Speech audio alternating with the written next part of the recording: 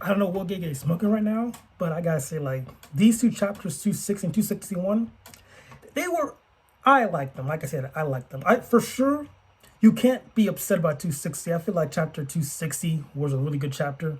But 261, that's where a lot of the, I'll say was the word contention is, a lot of the discourse about 261. So let me just go in order, all right? So 260, that was mainly just a Toto and Yuji show once again, bro. Like, just them ganging up on Sukuna. It was a good time. So my man Toto came with this new doohickey. I don't know what it's called, but like it's some type of musical instrument. And like he remade his boogie woogie. So now like he could like swap 50 times in like 1 second, I think it is. It's something crazy like that. He could swap like a lot of times in like 1 second. Like it's a true roulette, almost like they say in the manga. I think it's Dominic like manage how many times he can swap in that in those amount of 50 times he can swap in those little seconds and whatnot. And like his range is bigger too. Like he enhanced his technique and it's now just like a whole different beast now. It's fantastic. And this entire chapter is like Sukuna learned that he really can't adjust to like this technique. Like it's hard to adjust to. It's like almost impossible. You really just have to guess practically. You know what I mean? So I like that. I really enjoyed chapter 260. It was just a good time seeing Toto back in action. Because I think I talked about this last video. I was just like very upset how like Toto was just gone because like that man Toto like every single arc he just put in the work. Just a great guy. But then like Shibuya arc, he lost his hand. He couldn't do the clap no more. I was like, bro, that sucks. What can we do? But then we got Hikari. I was like, okay, Hikari's cool. He's like kind of replaced that role of that cool character who was Toto. But now that Toto's back, I'm happy to be honest because like Toto's back. He's putting that work right now because I think what's Hikari doing? He's still fighting Urahama, I think it is, and like I don't know how that fight is going to be honest. Like they haven't even touched on that fight. Like it's just been going on for like the past 2 months now. Like we barely get any interaction with them. It's kind of dry. Like I think Hikari's only really good fight was with what was it Kashima. That was really it. But Toto, man, just has all these good fights, bro. Like he's goated. I don't blame him about Toto, bro. I'm sorry, but it was a good chapter. But then it ended on an interesting note because Sukuna was going to throw his domain expansion. Then he got like a presence of Gojo. And like we all thought, like I thought that was just him, thinking like someone as strong as Gojo is gonna have because he's like on the verge of death. But that's not the case. 261 starts off with Gojo actually being there, but instead it's like the Kenjaku scar on his head. And Sukuna figures out like, oh wait a second, Yuta stole Kenjaku's technique to take over Gojo's body. I'm like, oh, that's crazy.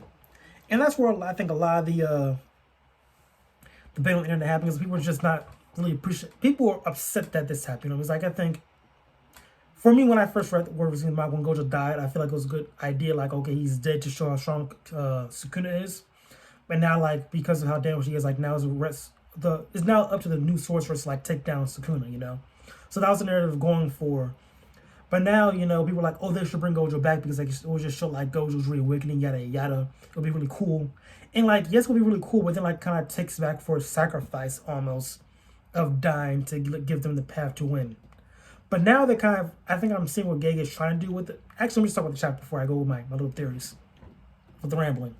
But the chapter then goes into like morality and whatnot because like you was like, hey, listen, Gojo's always been the monster. I think it's my turn to be monster. We always give Gojo this burden. Let me take this burden of using Kenjaku's technique, take over his body if he does die to give us like another true fighting chance to win.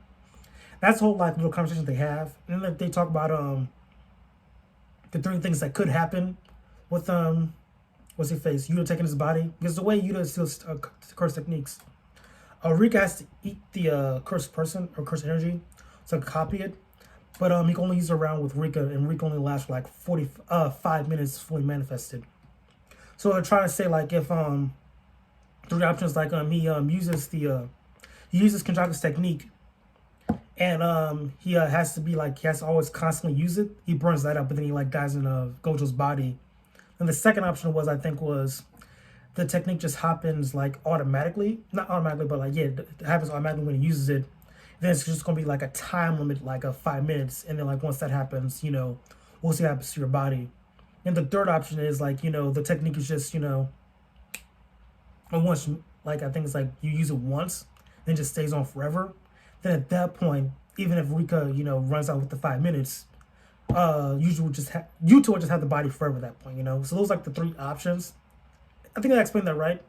I'll show on screen like what they explain, like the three options and whatnot.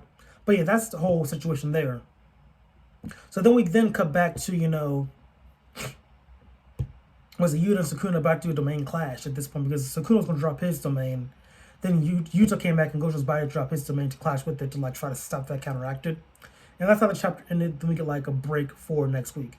So all around, I think this chapter was kind of decent. I liked it because like I think again trying to get in Gege's head.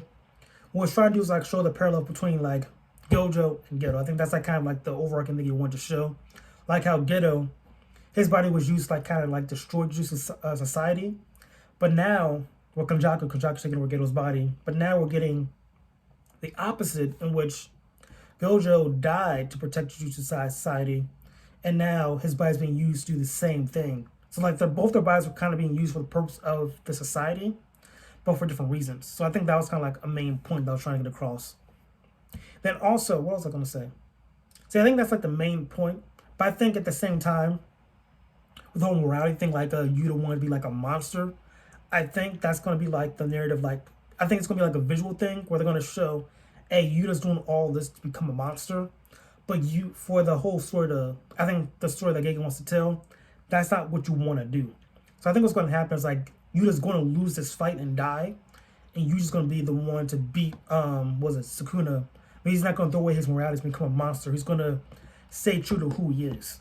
Because I think the whole arc or the whole theme of the story is about curses, what is being a monster, what is being strong, loneliness and whatnot. Like a lot of different things being thrown around, and I think with Yuji, him beating Sukuna on his own terms, not truly throwing on his morality, is how they're supposed to win, and not going down this darker path that is also kind of shameful. Like, hey, I want to be a monster. There's no need for you to be a monster. You got to win like this.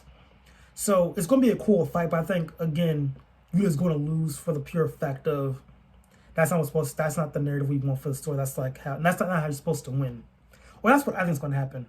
We'll see. Maybe they might win together, and it's going to be like a different type of story. Maybe he wants everyone to be a monster. Maybe that's Gege's plan or whatever. I don't know. This is just me throwing things out there.